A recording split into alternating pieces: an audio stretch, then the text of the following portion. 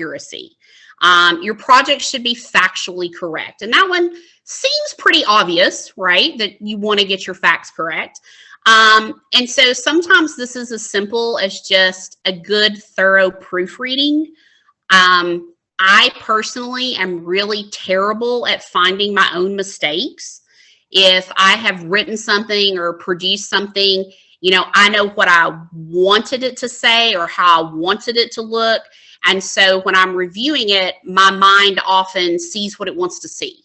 So it's always a great idea to have somebody, you know, kind of an outsider, you know, check your work. Like, look for those mistakes. Some things are very easy. I get students all the time who, you know, they mean to write 1841, but instead they write 1941. It's a little mistake, but it's an important one, obviously, if you're talking about history. So definitely take a look at that. The other kind of deeper level of historical accuracy is evaluation of sources. So because of the pandemic, I think a lot of us have been forced to rely more on the internet and, you know, digital sources and gaining information that way, which can be amazing because it can give you the opportunity to, you know, virtually visit a place or interact with stuff that you would never be able to get to in real life. So it's great. But you also have to think about, what is the quality of the source? You know, how much can I trust this website? Did this come from a website that was created by an organization, an institution, or is this, you know, kind of somebody's personal blog page?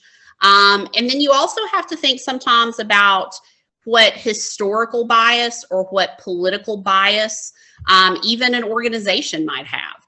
There's a series of videos on American history topics that pop up a lot on YouTube if I'm doing YouTube searches for something I'm going to teach.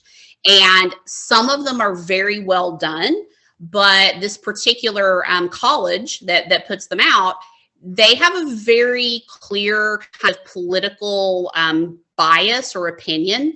And in some of the videos that definitely comes out, you know, their perspective on it.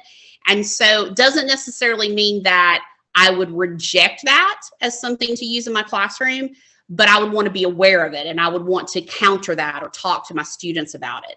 So in the same way, when you guys are looking at your sources, you know, just because something has a bit of bias doesn't mean you have to reject it as a source. You just have to understand that and kind of balance it out.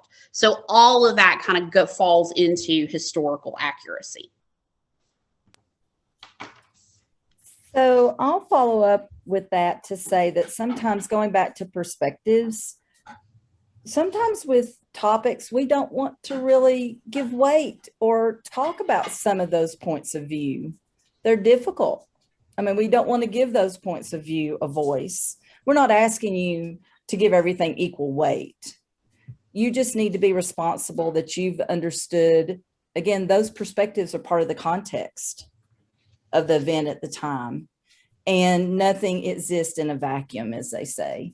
So sometimes it's difficult to give words and voice, but you also have a perspective that you need to be aware of your own perspective and be, you know, try to set aside kind of those personal feelings that you feel and look at that record, that historical evidence you have, and gain the strength from that's going to make your argument stronger if you can show all the different aspects that have come into it.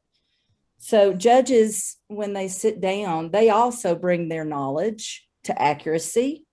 They bring their knowledge of what they've researched, and they're going to really appreciate that you've given it that time. And they're going to recognize the work that you do with historical accuracy and looking at your sources.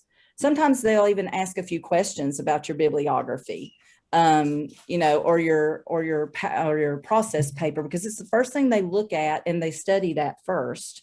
And so if you've given sources that show those different perspectives, they enjoy being able to ask you those questions. Another thing I would give you a hint with any of these things with your project, like Ms. Byrd said, sometimes it's really hard to find your mistakes or see things when you've worked on something for so long, sometimes it helps to read it out loud to yourself. Because if you read it out loud, guess what? Periods matter, commas matter, all those things matter. And sometimes you don't notice that something's missing or that you have something extra until you read it out loud, and read it to someone that doesn't know anything about it, because read it out loud to them, because reading text is one thing, but then this is going to have to translate to judges, whether they're reading it in their head, it's still done in their heads. That little voice is reading along with them. So reading out loud is